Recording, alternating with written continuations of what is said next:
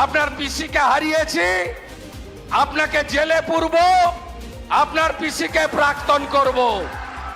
আরজিকর কাণ্ড, অনুপ্রবেশ কিংবা মমতা সরকারের অনিয়ম দুর্নীতি ইস্যু পেলে তৃণমূল কংগ্রেসকে কাঠগড়ায় দাঁড় করাতে কার্পণ্য করেন না পশ্চিমবঙ্গ রাজ্য বিজেপির অন্যতম কাণ্ডারি শুভেন্দু অধিকারী।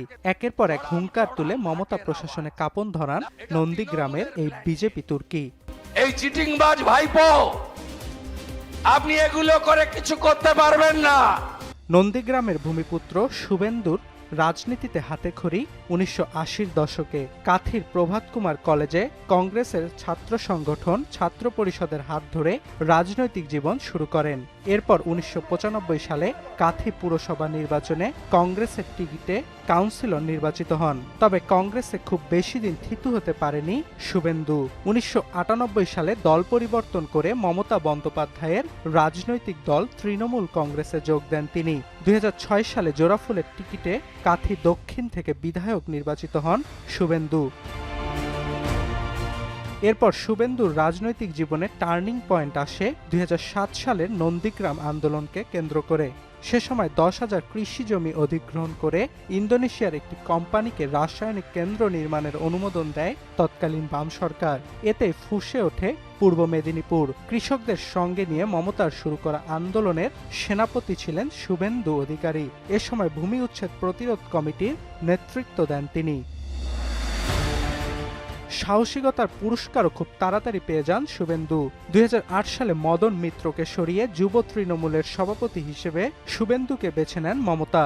এরপর ২০০৯ সালে তমলুকে হেভিওয়েট প্রার্থী লক্ষণ শেঠকে হারিয়ে প্রথমবারের মতো সাংসদ নির্বাচিত হন শুভেন্দু।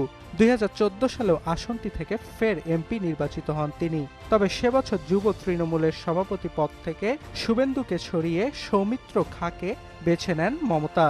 শুরু হয় মন কষাকষি। এরপর দ্বন্দ্ব তুঙ্গে ওঠে মমতা বন্দ্যোপাধ্যায়ের ভাইপো অভিষেক রাজনীতিতে নাম লেখালে। যুবা নামে একটি সংগঠন গড়ে তোলেন অভিষেক। এ সময় দলের শীর্ষ নেতৃত্বের প্রতি ক্ষোভ ঝাড়েন শুভেন্দু। তবে ঝড় সামলে নিয়ে ২০১৬ সালে শুভেন্দুকে নন্দীগ্রাম থেকে বিধানসভা আসনের প্রার্থী করেন মমতা। চেনা মাঠে জয় পান শুভেন্দু। দেয়া হয় পরিবহন মন্ত্রীর দায়িত্ব। তবে সম্পর্কের চূড়ান্ত অবনতি ঘটে ২০১৯-এর লোকসভা নির্বাচনের পর। সে সময় পশ্চিম মেদিনীপুর জেলায় তৃণমূল ভালো ফল না করায় পর্যবেক্ষকের পদ থেকে শুভেন্দুকে সরিয়ে দেয় মমতা। এক পর্যায়ে দলীয় পর্যবেক্ষকের পদও তুলে নেন মমতা। সে সময় একাধিক জেলার দায়িত্বে ছিলেন শুভেন্দু। দলের সঙ্গে বাড়তে থাকে দূরত্ব। অবশেষে মমতার মন্ত্রিসভা থেকে ইস্তফা দেন তিনি। এরপর ২০২০ সালে মেদিনীপুরে কেন্দ্রীয় স্বরাষ্ট্রমন্ত্রী অমিত শাহর উপস্থিতিতে পদ্ম শিবিরের নাম লেখান শুভেন্দু অধিকারী। প্রতিশ্রুতি দেন দলের যে কোনো ভূমিকায় নিষ্ঠার সঙ্গে কাজ করে যাওয়ার। আমি ছাত্র রাজনীতি থেকে উঠে এই জায়গায় এসেছি। ২০২১ সালে নন্দীগ্রাম থেকে মমতাকে হারিয়ে বিজেপির আস্থাভাজন হিসেবে সমাদৃত হন শুভেন্দু। তার কাঁধে রাজ্যের বিরোধী দলীয় নেতার দায়িত্ব তুলে দেন মোদি। এরপর থেকে পদ্ম শিবিরের পক্ষে জনমত যাচাই মাঠঘাট চষে বেড়ান শুভেন্দু।